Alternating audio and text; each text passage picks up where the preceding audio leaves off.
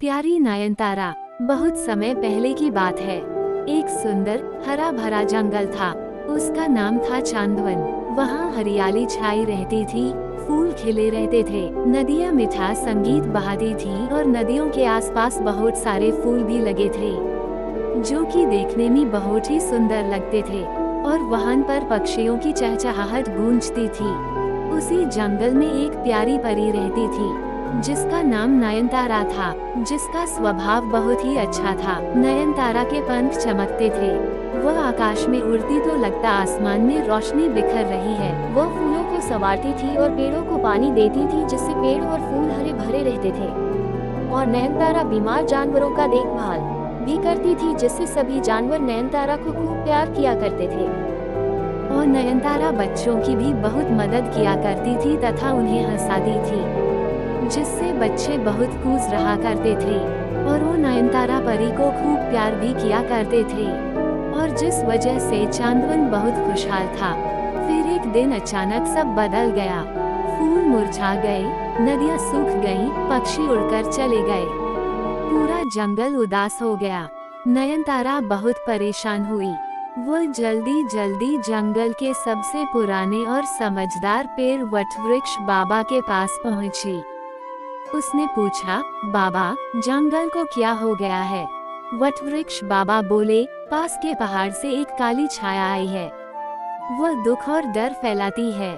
जब तक कोई साहसी उस छाया को रोकेगा नहीं, जंगल फिर से हंस नहीं पाएगा। नयनतारा ने कहा, मैं जाऊंगी। मुझे अपने जंगल की हंसी लौटानी है। वटवृक्ष बाबा ने कहा, बेटी, उसे कोई हथियार नहीं हरा सकता। उसे हराने के लिए दिल की सच्चाई, प्यार और रोशनी चाहिए। नयनतारा पहाड़ की ओर उड़ चली। वहाँ एक बड़ी डरावनी काली छाया खड़ी थी। चुड़ैल बोली, मैं दुख और अंधेरे से बनी हूँ, मुझे कोई नहीं हरा सकता। तब नयनतारा ने अपनी छड़ी से एक चमकदार रोशनी निकाली। ये रोशनी उसके दिल की दया, साहस और सच्चाई से निकली थी। रोशनी पड़ते ही काली छाया चीखकर गायब हो गई। जंगल फिर से हरा भरा हो गया। फूल खिल उठे, पक्षी लौट आए, नदियां बहने लगीं। सबने नयनतारा की जय जयकार की। हेलो बच्चों, तो आज मैं आप सभी को एक बहुत ही प्यारी सी कहानी सुनाने वाली हूँ। एक बार की बात है, एक सुंदर सी परी थी जिसका नाम था नूर परी। वो आसमान के तारे साफ करती थी ताकि रात में चमक अच्छे से दिखे। एक दिन उसने जमीन पर एक छोटी सी लड़की को रोते हुए देखा। उसका गुब्बारा उड़ गया था। नूर परी तुरंत जमीन पर आई। अपने जादू से एक और गुब्बारे का जादू किया, लेकिन इस बार वो गुब्बारे में एक छोटा सा तारा भी था जो अंधेरे में चमकता था। लड़की मुस्कुराई और उसकी मुस्कान ने नूर परी का दिन बना दिया। उस रात तारे कुछ ज्यादा ही चमक रहे थे कि उनकी एक छोटी सी मुस्कान का जादू पूरे आसमान तक पहुंच गया था। बच्चों, ये कहानी यहीं पर समाप्त होती है। आपको ये कहानी कैसी लगी जरूर बताना। भोलू बंदर और जादुई टोपी। बहुत समय पहले की बात है। एक सुंदर हरा भरा जंगल था जिसका नाम था झुनझुनपुर। वहाँ हर तरह के जानवर खुशी खुशी रहते थे। मोर नाचते थे, तोते गाते थे और हिरन मस्ती में दौड़ते थे। लेकिन सबसे अलग और सबसे शरारती था भोलू बंदर।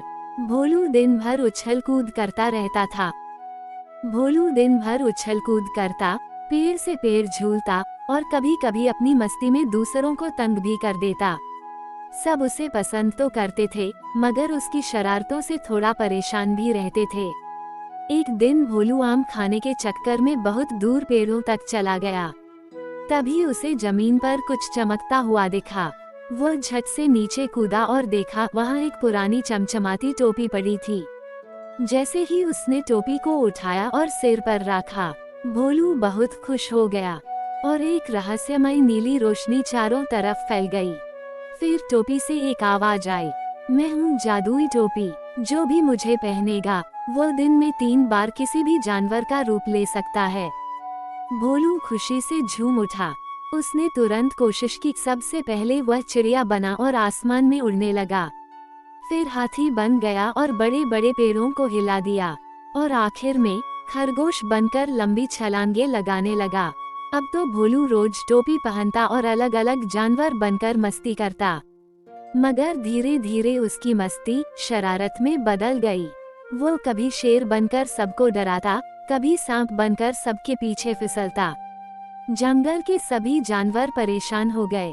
उन्हें समझ नहीं आ रहा था कि ये हो क्या रहा है।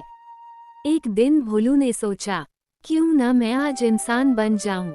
सब मुझे देखकर हैरान रह जाएंगे। जैसे वो इंसान बना, जंगल में अफरा तफरी मच गई। कोई इंसान जंगल में आया है, ये सुनकर सब जानवर डर के मारे इधर उधर भागने लगे। मगर तभी आई चीकू लोमड़ी, जो जंगल की सबसे चालाक जानवर मानी जाती थी। चीकू ने इंसान बने भोलू को गौर से देखा और फिर मुस्कुराई। अरे, ये तो इंसान नहीं, भोलू बंदर है, जादुई टोपी पहनकर। भोलू चौंक गया। तुम्हें कैसे पता चला? चीकू ने कहा, असली इंसान इस तरह मस्ती नहीं करता और तुम्हारी पूंछ भी तो झांक रही है। भोलू ने शर्म से अपनी टोपी उतार ली। सभी जानवर एक एक कर वापस आ गए।